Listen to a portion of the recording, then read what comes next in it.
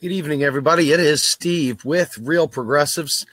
Tonight, going to talk about ponies, Medicare, Puerto Rico, and all sorts of myth busting. But before we get going, I want to go ahead and introduce you to a video that none other than Real Progressives' own Matt Waldy created. Matt created this beautiful video that I'm about to show you for our discussion when we were in Kansas.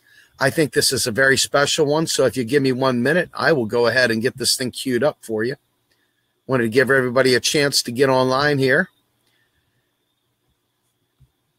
Here we go.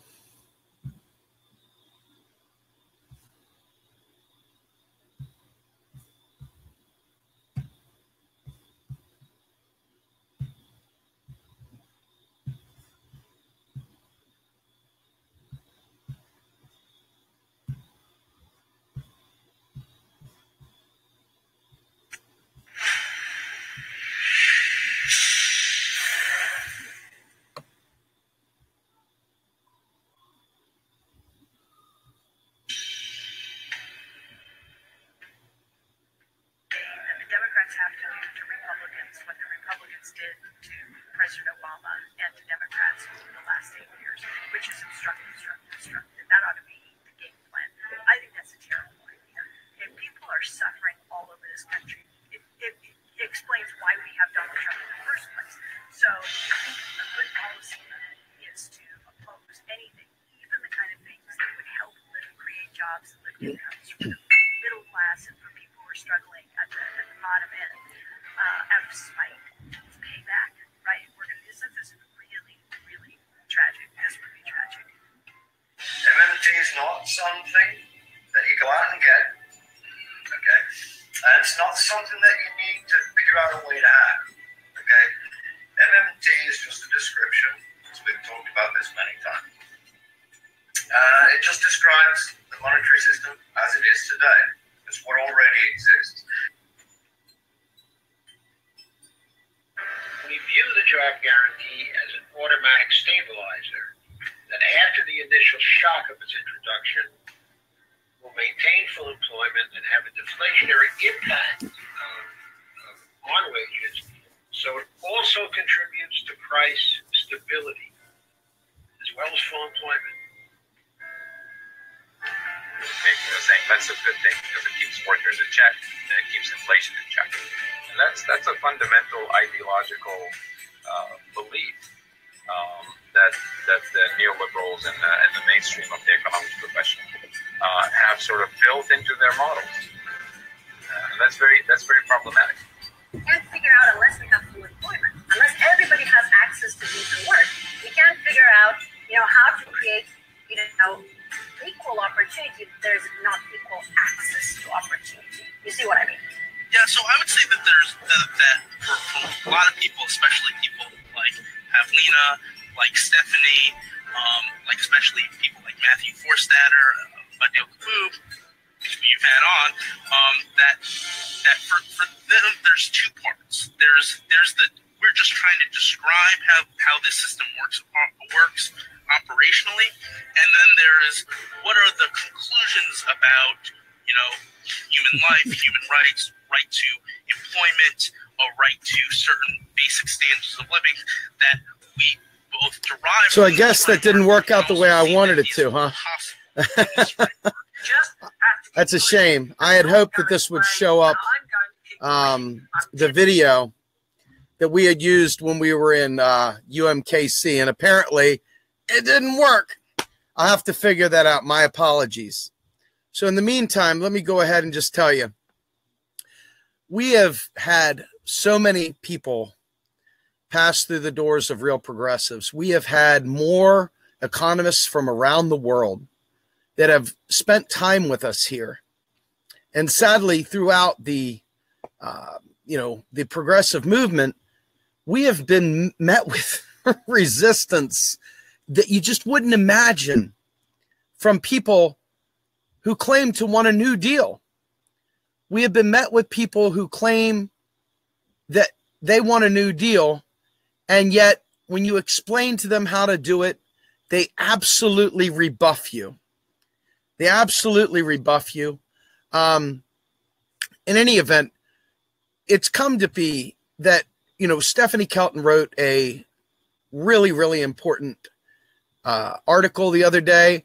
It's not important in the sense that it gave some huge groundbreaking news for us MMTers. For us MMTers, it was just like, oh, thank God somebody wrote some truth for once in the paper.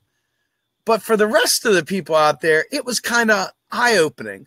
I talked about it last time that Richard Wolff had even come around and supported this. But as it's gone on and on, many others have stepped up to the plate and admitted this is really, really good stuff. This is the stuff that makes for a progressive agenda to come true. And we've been saying this stuff. And this is no joke. Look, I understand that anarchists fit kind of adjacent with progressives, that there's a movement afoot to try to blend progressives and anarchists. But let me just tell you this. Anarchists and progressives do not agree on everything. In fact, they don't agree on a lot of things, namely when you start looking at programs. It's very hard to have programs that provide Medicare for all, free college, green energy, student debt relief, paid family and medical leave, a job guarantee, you name it. It is very, very hard to get an infrastructure bill passed when you're busy ripping down the system that would ultimately make it happen. Now, obviously, we understand that for the last 40 years, neoliberalism has redefined what economics is. For the last 40 years, we have suffered under a neoliberal scourge that has caused all of us to question whether or not the system we have in place today could in any way, shape, or form sustain a progressive future. Let me just say this for the record. Whether you're in a socialist environment or whether you're in a capitalist environment or whether you're in a democratic socialist environment that blends the two, you still have currency, okay? You still have some form of transaction, some means of transaction. You do, because resources are scarce. And a resource-based economy for a Star Trek era and for the Venus Project and all the other things that people like to lather over, I got to tell you, you could say what you want, but we have not been able to make people understand the fact that their federal tax dollars are deleted upon receipt. How in God's name are you going to convince every Democrat, every Republican, and half of the Greens that actually think, and the other half that is all out there in the woods ready to pick berries? How in the world are you going to convince all of them? And it's going to require a massive shift. How are you going to convince all of them to go and give up everything that they know today and just suddenly jump into this new world like that? It's not going to happen, period. It's not even like up for discussion. It is not going to happen. So that means that we have to transition to something better. It's not incrementalism. It's just an understanding that we cannot get people to understand that their precious tax dollars are freaking deleted. How in the world are they going to accept a whole new monetary system or lack of monetary system in some new world that won't exist because there simply isn't the will to make it happen? Okay? So we have proffered up that within the Overton window and beyond, actually, quite frankly, it's beyond, because people on the left can't get their head out of their ass, and people on the right can't get their head out of their ass, and people in the middle don't have any idea which way they're going, okay? Because of that, we're stuck trying to push these basic programs that will allow us to begin transitioning to a more equal society. We like to think of that as the New Deal Part 2. You know, Jill and gang had the Green New Deal. It's got some things in it that are iffy, like this quantitative easing for the 99%, that quite frankly is economically illiterate. But then you have other things that we need to start beginning to really, really consider, you know? And it's like, how can you do that when you say, I don't like MMT? MMT furthers capitalism. When someone says that, you know that they have literally just shot your kid in the forehead and said, I don't want them to have anything nice. I don't want them to have Medicare for all. I don't want them to have a free college education. I don't want them to have their student debt eradicated. I don't want them to have paid family and medical leave. And I certainly don't want to pay for a jobs guarantee that would make sure that the 45,000 suicides every year are stopped. That's what I hear when I hear that, because there is literally not a chance in hell. Hear this, not a chance in HE double hockey sticks that your Venus Project version of the RBE, the zeitgeist, is going to happen. Not in this lifetime, I can assure you.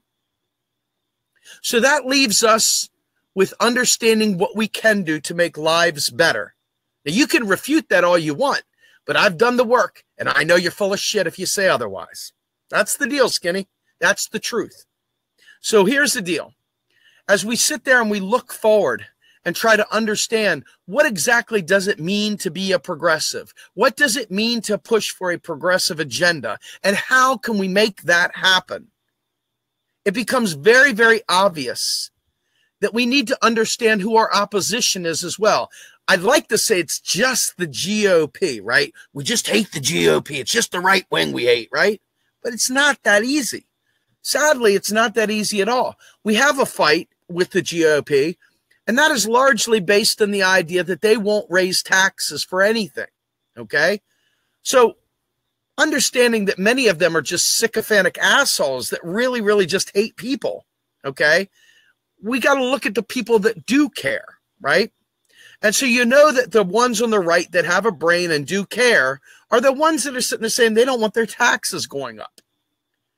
And they know that they have the Grover Norquist pledge in place that prevents Republicans from driving taxes up.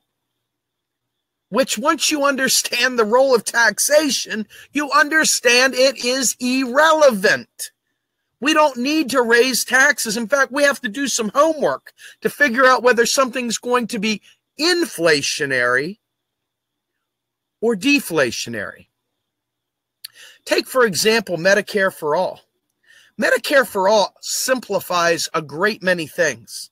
It takes a lot of the chaos out of the system. It takes a lot of the ambiguity out of the system. Well, what does chaos and ambiguity do in a business sense?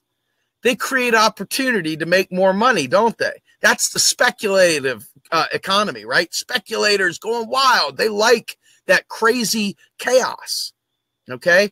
Well, all of a sudden, Medicare for all eliminates a huge amount of that. So what does that do for us? That creates a deflationary situation. All of a sudden now, healthcare is efficient. Healthcare is suddenly not a bunch of red tape. Healthcare is suddenly easy. And now all of a sudden you're saying, well, we got to pay more in taxes to fund that? It's ludicrous. Medicare for all is actually going to turn out to largely be deflationary or status quo. There's no reason to raise taxes for it. But if you believe the mainstream narrative that we've got to raise taxes to pay for ponies, as Stephanie Kelton said, you realize that's a bunch of bullshit. You realize that really what you need is you need enough doctors. You need enough nurses. You need enough hospital beds. You need enough x-ray machines. You need enough of these very basic things that make up for the medical profession. It's not the pieces of paper that are the problem, although we've made it a scarcity of dollars as opposed to helping drive demand for new doctors and nurses and other medical supplies. Think about what happens once we add the demand. All of a sudden, doctors and nurses will have to get trained. We are going to have an uptick in medical jobs. It's going to be a huge swell right there. So I want to talk a little bit about why in the world we haven't gotten there yet, right? Part of it is this human nature of makers and takers and a genuine disdain for anything government, going back to Ronnie Reagan. You know, Ronnie Reagan taught the Republicans and the Reagan Democrats to hate their government. He taught them that it was like the government was always the bad guy. So he was always there to save the day from the evil government. Well, as we've seen here recently, our government can be quite evil. But that doesn't mean it has to be, right? We don't throw the baby out with the bathwater. You know, we have a bad president, we go ahead and try and find a better one, you know, provided the elections allow us to do so, right? But the fact is that we don't throw the baby out with the bathwater. We know that government in and of itself is not evil. So what we've got to do is we've got to recognize that, and we've got to start uniting as people to put pressure on government. I don't care if it's a right winger, left winger, middle finger. I don't care who it is. We as people have to say that this matters. And they sit there and it's like you can almost see The Rock going, "Do you hear what The Rock's got cooking?" And he's like listening for the crowd, listening to hear how loud they are. Are they loud enough? Do they really, really want Medicare for all? If it's like, yay, he's like, that's too disruptive. I'm not going to go ahead and make this big change on a yeah. But if you hear a yeah, you hear the crowd going wild, all of a sudden now, all those Republicans, all those Democrats have to step up and say, hey, I think we're going to have some unrest if we don't take care of this. You know, and I think it's kind of interesting because, you know, we spend so much time in our lives trying to explain away why the Republicans robbed Social Security and raided the Social Security Trust Fund and how Bush put wars on the government credit card and blah, blah, blah. All these really, really boneheaded, horrific lies that, quite frankly, have hurt the Democrats and have hurt the left because we sound like idiots when we repeat it. Here's something that's very important. I'm going to put this meme up. I think this right here is very, very interesting. Stephanie Kelton says, "This is why I have zero patience for Robin Hood politics. The sick, the poor, and planet wait while you chase gold coins in a fiat world." Stephanie Kelton has got about zero patience for the people out there saying, but what about devaluing my dollar? What about well, how are we going to pay for it? Right? Well, here you have Pavlina Cherneva coming up on the back end of that saying 100% in a fiat world, taxes don't fund federal spending. Pretending they do has led to a global self-induced paralysis. Do you understand what I'm saying here? How dare someone sitting at the fireside? How dare someone sitting there thinking that they know more than that? How dare they kill people by ignorance? How dare they step out and say something so worthless as how are we going to pay for it? What about the debt and stuff like that? I'm going to show you something that Ellis put up a little while back so you understand how this goes. This is going back to May. And obviously, we were really, really working the Green Party over and have been working hard on the Green Party as well. But Ellis, we kept getting all these negative feedback from Green Party people telling us that we got to end the money system. We got to change it. We got to get rid of the monetary system. We got to end it. We got to do all these things. And the reality is that MMT is no friggin' crazy thing. It's just what it is. It's just what it is. It is a description of all fiat currency wherever it exists. And it would describe gold currency. It would describe any. But right now, it describes a sovereign, free-floating fiat currency. And when you see this, okay, when you see this, we got this stop MMT from taking over the Green Party. This is not Ellis making those words up. This is a direct cut and paste from people that say this stupid stuff. And so Ellis quite eloquently translated it. I don't want the Green Party actually accomplishing anything for the people. I only want the Green Party to be a symbol of protest against the establishment. You know, this is the kind of nonsense, sadly, that we are dealing with.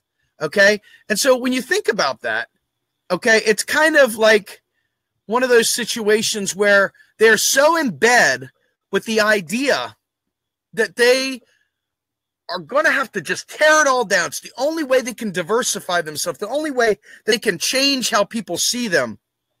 They don't want to be seen as like the Democrat light or whatever. But you know what? This is the problem with Democrats. Democrats say, well, the Republicans say this, so we have to say the opposite. It doesn't even matter if the opposite is right. They just reflexively say that we got to do the opposite of what the Republicans say. Republicans say we got to tax. What do Dumbocrats say? Dumbocrats say, we got to raise taxes to pay for stuff. Hence the reason why Stephanie Kelton did her paper on we can get a pony. Okay? We can get a pony. So I want to show you this right here. So they're sitting there, you know, talking about all this nonsense. And Lindsey Graham is sitting there all of a sudden out of the blue while Puerto Rico is going crazy. Suddenly Lindsey Graham is trying to pivot to a bogus narrative about debt. And she says, I wake up every day to fight this bogus narrative.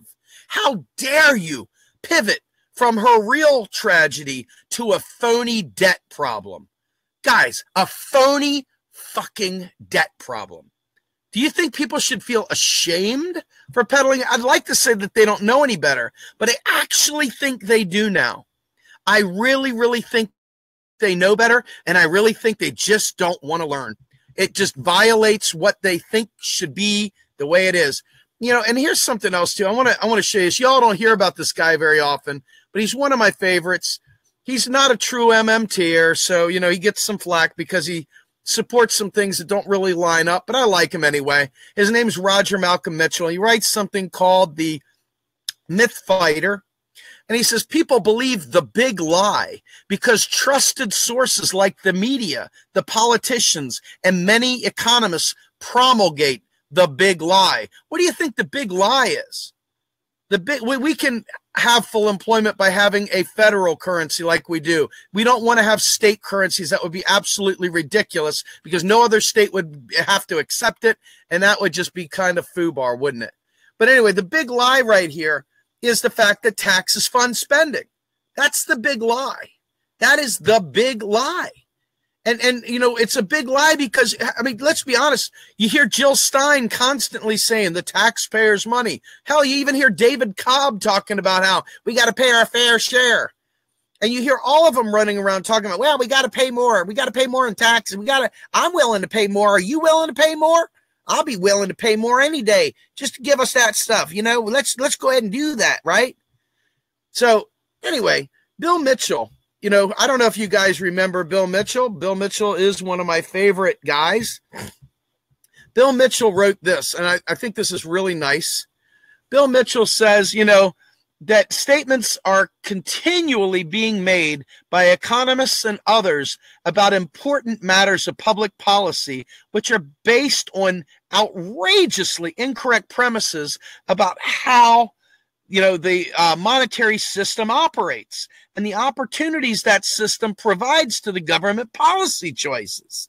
I mean, folks, do you understand how many lies you're fed? And you just eat them up like it's fucking gravy, man. You just, yeah. And that's just got to stop. Folks, that's what we're here for, is to stop that phony-ass narrative. And let me give you one more phony-ass narrative that we got to put to bed right now, too. Okay, this one is probably the most pernicious and pervasive. And that's the whole thing about the Federal Reserve.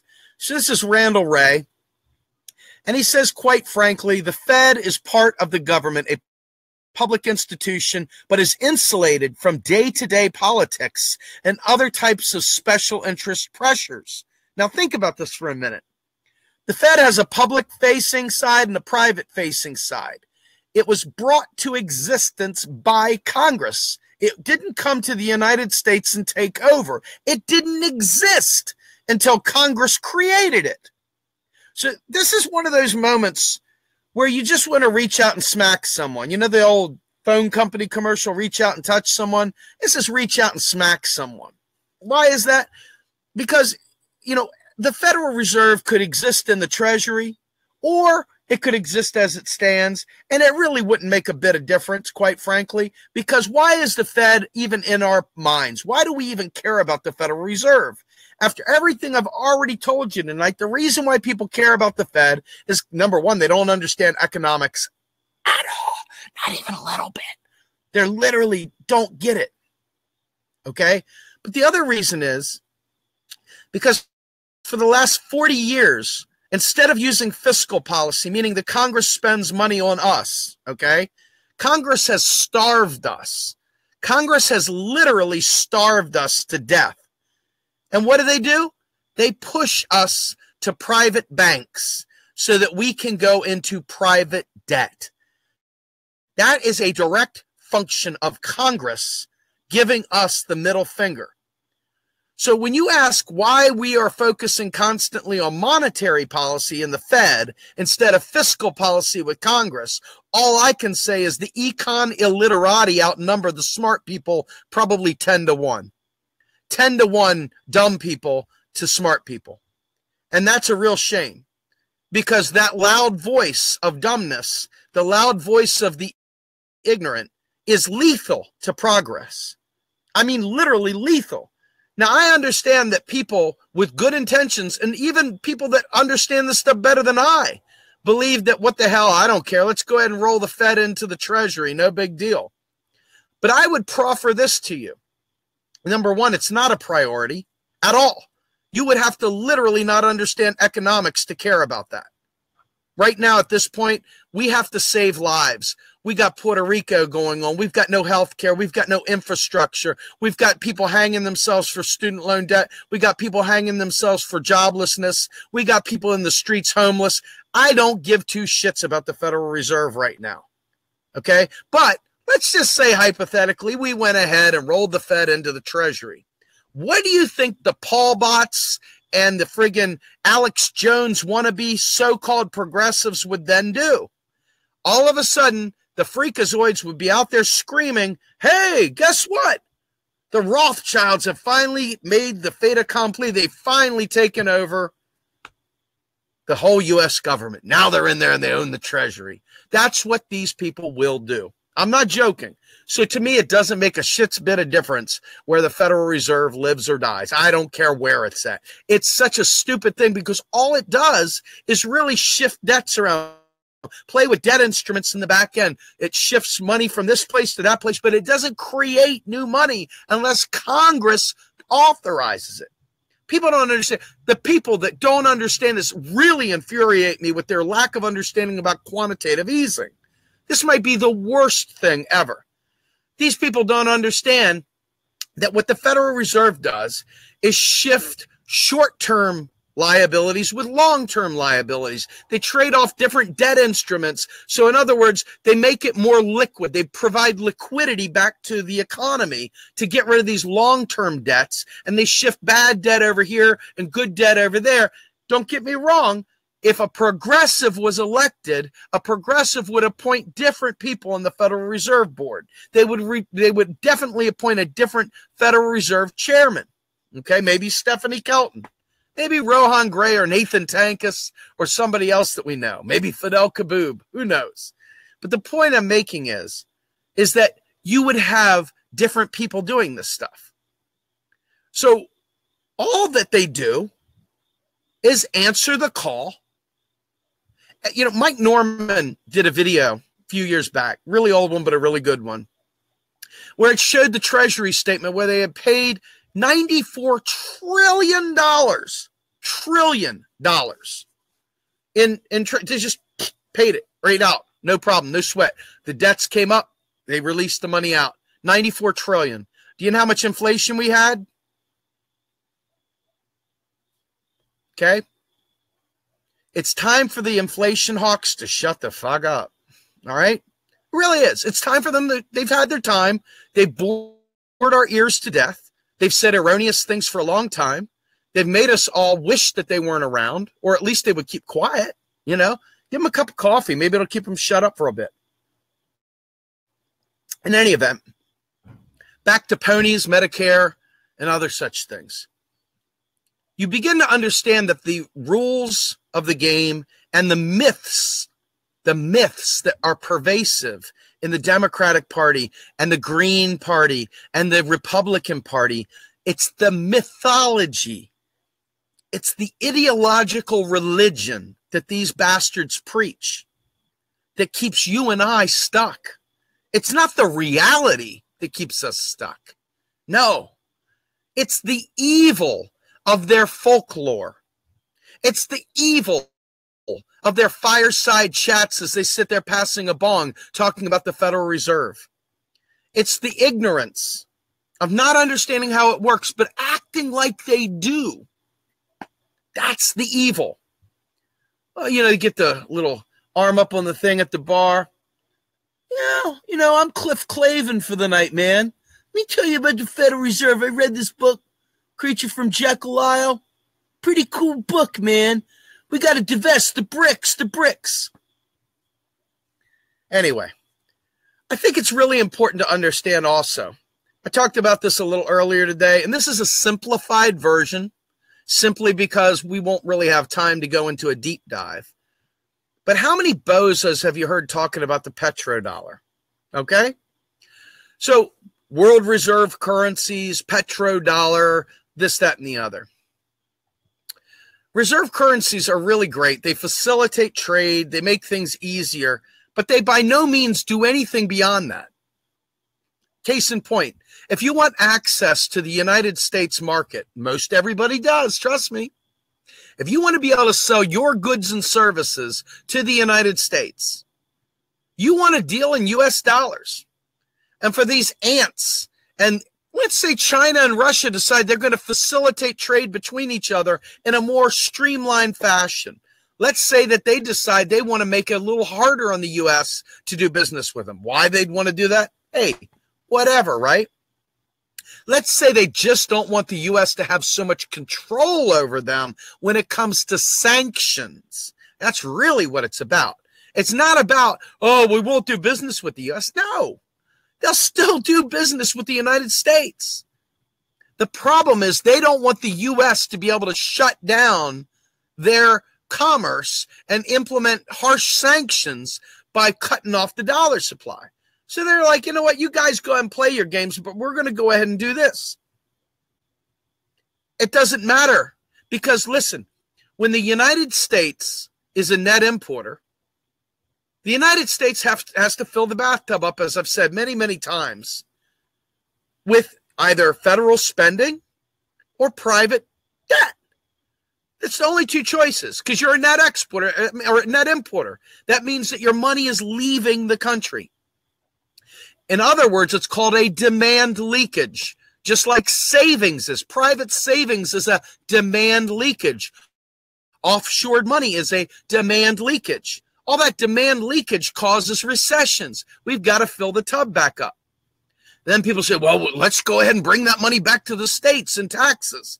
Doesn't work that way. Why is that?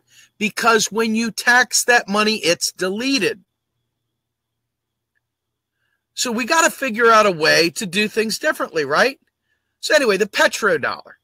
Petrodollar is merely a tool to transact petroleum purchases.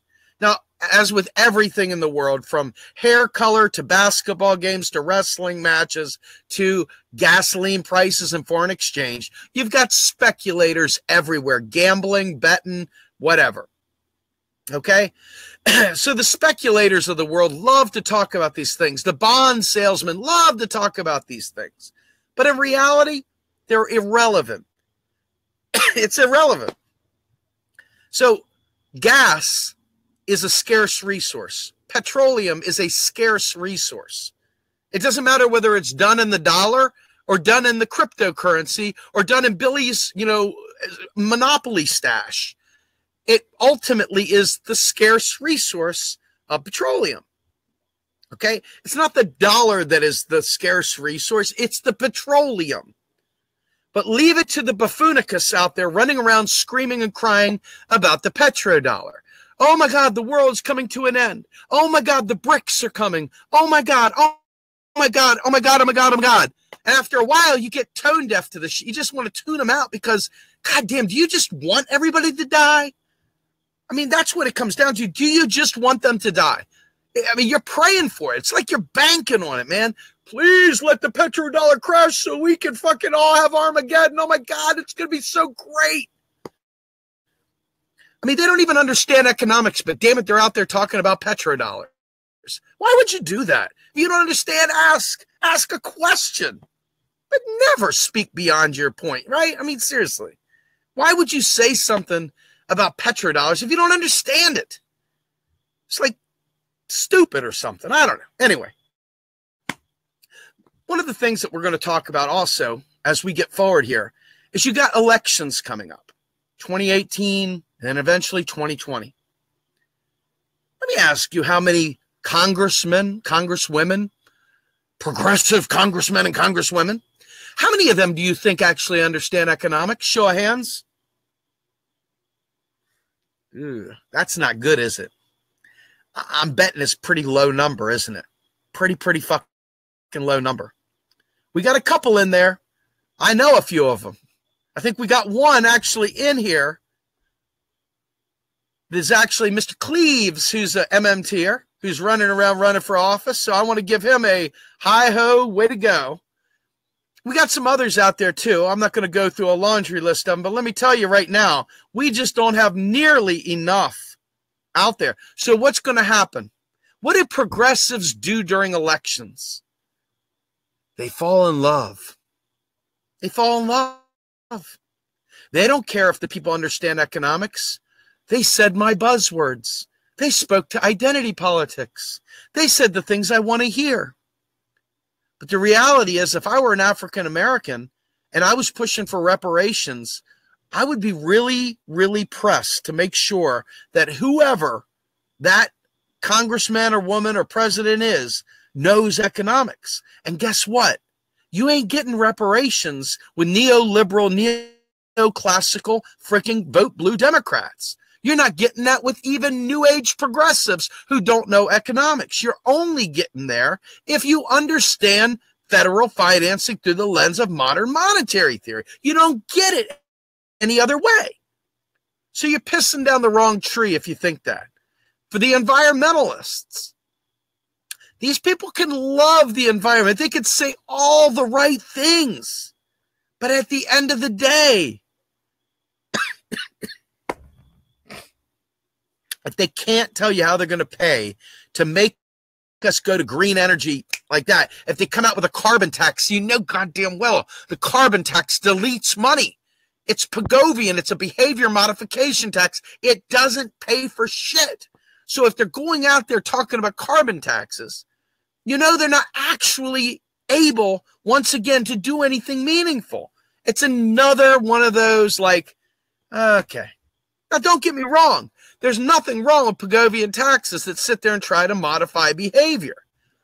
But it's not the kind of big ticket item where you swap out petrol versions to green energy versions. It's not the thing where you subsidize the immediate transfer from petrol energy to green energy.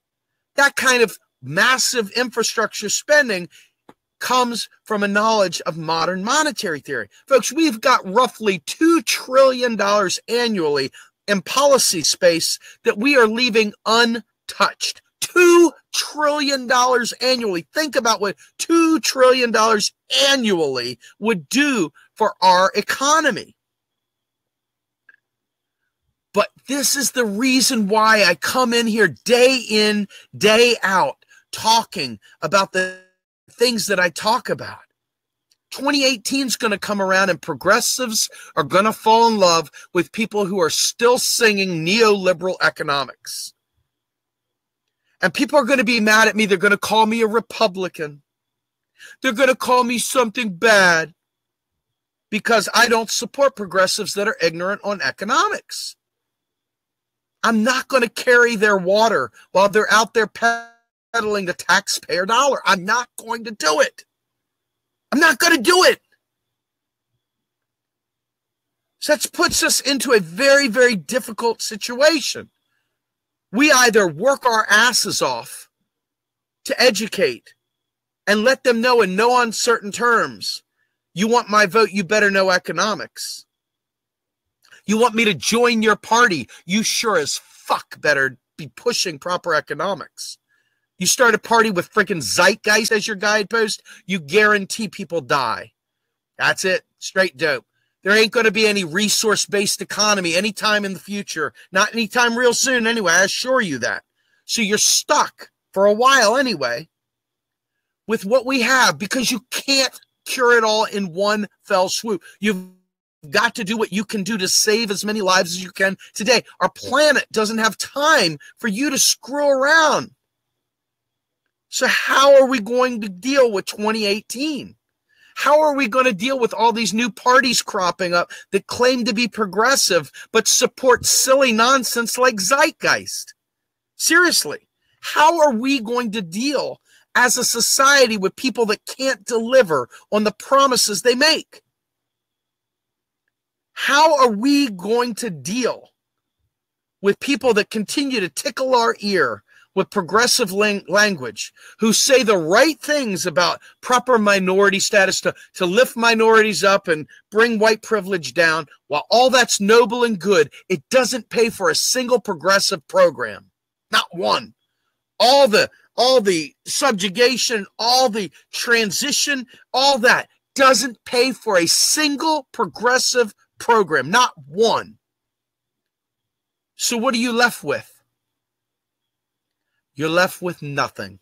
You're left with status quo, with progressives in office. Maybe they're a little nicer. Maybe they don't sit there and do horrible things like Trump does. So I guess in that sense, it would be a plus, right?